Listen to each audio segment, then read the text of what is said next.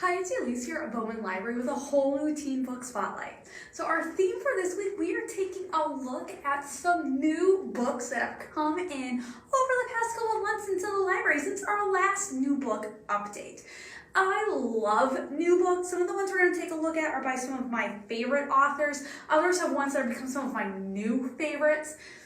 I can't wait to share some of them with you, so let's get started. Our first one is Perfectly Parvin. So Parvin is getting ready to enter freshman year of high school, and it's already going to be perfect. She just had her first kiss from her boyfriend Wesley. Everything is going great up until literally the first day of school when Wesley dumps her. And he basically tells her it's because she's too loud, she's too much everything, and he just can't deal with it.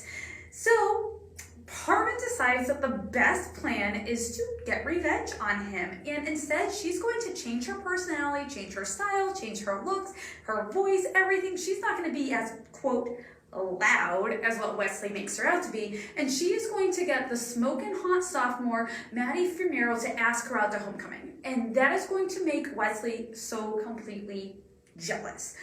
So with all that going on, Parvin is trying to figure out who she is. She's trying to figure out who she is as a person, how she fits in with her Iranian culture. She's half Iranian, half white, so she's dealing with like the cultural struggles with all of that. And she finds herself stuck in this position where she doesn't really know what she wants out of life, except that she just knows she wants to be her. So if you love a good realistic book with some romance wrapped up, some storylines in it that are so high school drama filled, you will love this one. This is Perfectly Parvin. Our next one is Switch by A.S. King, and I will tell you this before we get into this, what this book is about. If you've read anything by A.S. King, she is amazing. She won the Prince Award 2 years ago for Dig, which was an incredible book.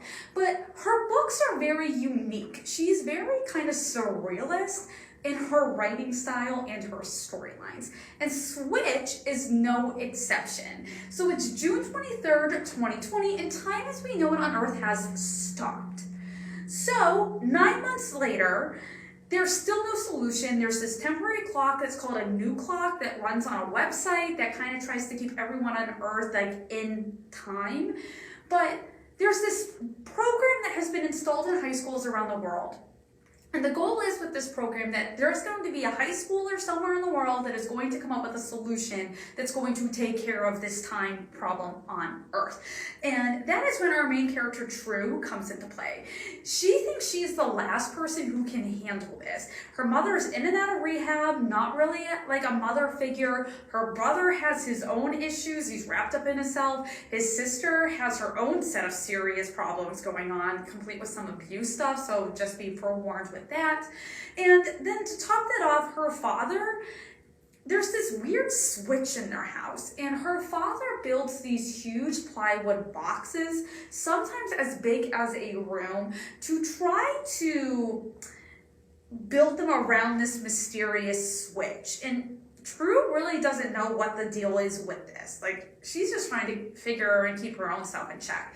When she sets the world record for a javelin throw, though, she starts to realize that there was something really weird going on. And one night, she gets super angry with her dad. She goes downstairs, she dismantles one of his boxes, and when she pulls these nails out, she realizes she has stopped time. So there's something connecting these boxes and this mysterious switch in her house that has everything to do with what's happened in the world and where things have gone wrong with time. So this psychology-driven story is one that is worth the read. It can be confusing at times. It can be a little complicated and abstract. But again, if you've read anything by this author, you know how her writing style is. It's really unique, but it's so worth the plow through. This is completely different from Dig if you read her last one. This is Switch. Luck of the Titanic by Stacey Lee. I love this author. Stacey Lee wrote The Downstairs Girl, which was one of my favorites 2 years ago. Loved that one. This one is no exception. I mean, like, come on. I mean, it has the Titanic in it. I mean, like, who doesn't love a good Titanic story? Even though we all know what's going to happen. children.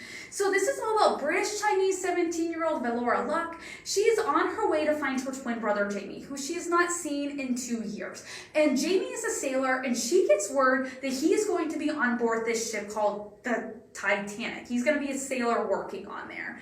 So when she finds this out, she decides she has to be on the Titanic as well. She buys a first class ticket, but when she goes to board the ship, she is turned away because the Chinese Exclusion Act of 1882 makes it illegal for any Chinese individual to set foot to immigrate into American soil.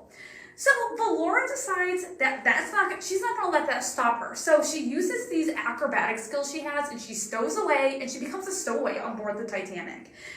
And from there, Valora's life changes as she meets various individuals, including a fashion designer, and she becomes basically the model as she gets to kind of sneak on board, and this person hides her and dresses her and keeps her kind of safe from everything. And she wants to show off her acrobatic talents to one of the owners of the Ringling Brothers Circus who's on board. She tries to make contact with her brother, and then we all know what happens in this journey that makes it part of the reason why we know it. The crazy incident with the iceberg. So based loosely on a true story, believe it or not, there were 8 Chinese men on board the Titanic, and 6 of them survived by the end of the night. If you love historical fiction, this is another must read from this author. I could not put this one down. Highly recommend it. This is Luck of the Titanic. Our next one is also an historical fiction one, but this one, I just finished this one. This one will remain with you. This is called A Sitting in St. James by Rita Williams Garcia. So again, another amazing author. Yeah. So it's kind of hard to explain this book. I will tell you, it's in Louisiana. It is 1860, and we are first introduced to this 80-year-old woman whose name is Madame Sylvie Gaubert. And she's the head of the family who's at this plantation called Le Petit Cottage. And she is incredibly disappointed in her son, who is now technically in charge of the plantation. He's kind of running into the ground with some poor financial choices. And she has a grandson, and she's forcing her grandson to marry this daughter from this wealthy family so they can try to save, the family name and the plantation land so they don't have to sell any more off. And there's all this family stuff, all the family dynamics you're dealing with. And then this story, though, goes beyond the 4 walls of the plantation house. And it goes into the backgrounds and the stories of those who were forced to work the land while enslaved for this family and the roles they played and how their lives intertwined with the people, living in the house, their masters. It's an incredibly eye-opening story that is so immersed in fact that I don't even know really how to describe it, except it is an incredible read. Now, I will tell you, there are some trigger warnings, there are some scenes of abuse, there are some scenes of sexual assault, there is some rape that happens, there is some graphic language, including derogatory terms that were used during that time in history, so just be forewarned. But unfortunately, that was the reality of the time in the area where the story is taking place. So this one is a must read. It will make you ask questions not only of yourself, but also history as well.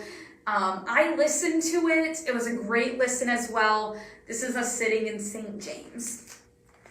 Kate in Waiting by Becky Albertalli. So, if you've read Becky before, you're in for some snarky, realistic, friendship-heavy, romance-type book, and Kate in Waiting is no exception. So juniors in high school, Kate and her best friend Andy, they again have been best friends forever. They love being in theater, and they always end up going away to a summer theater camp where they end up crushing on the same guy, even though nothing ever comes from it. So it never really impacts their friendship.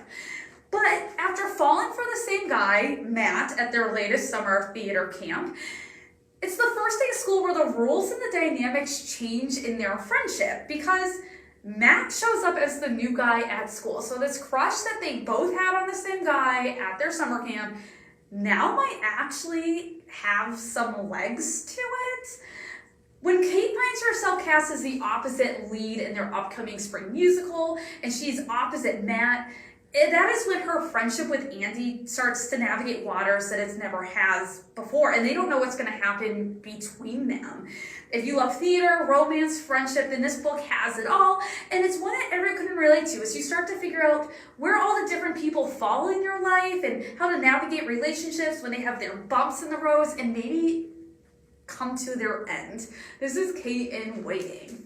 And our last one is 1789 it's edited by Mark Aronson and Susan Campbell Bartoletti, two amazing nonfiction authors that I highly recommend.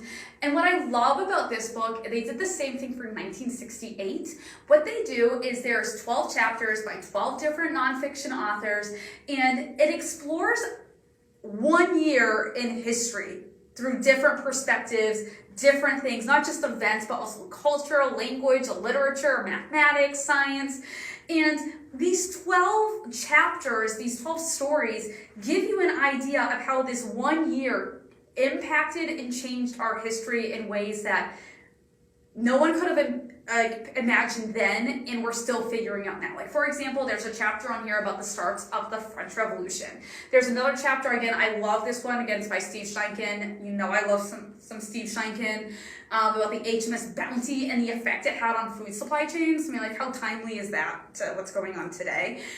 There's also a chapter about the discovery of the first 140 numbers of the mathematic term of pi. So there's multiple viewpoints, angles.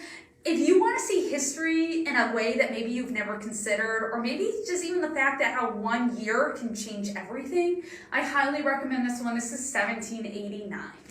So these are just 6 of the new books that we have here at the library that I encourage you to come out and check out. We even have a whole new book display.